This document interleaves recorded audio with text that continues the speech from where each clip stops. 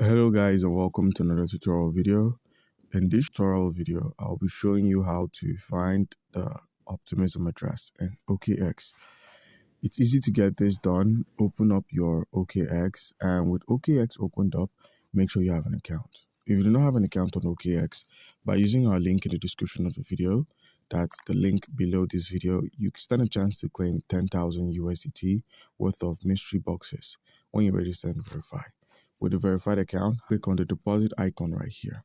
So once you've selected the deposit icon, you're going to be given your address by simply searching. That's for OP. Once you search for OP, you'd find Optimism.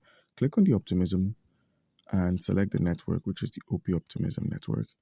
Once you've found it, copy your wallet address. That's this wallet address here, or simply scan the QR code. And you'd find that your Optimism address is working. So guys, do comment down below if you have a question and you'd be given an answer.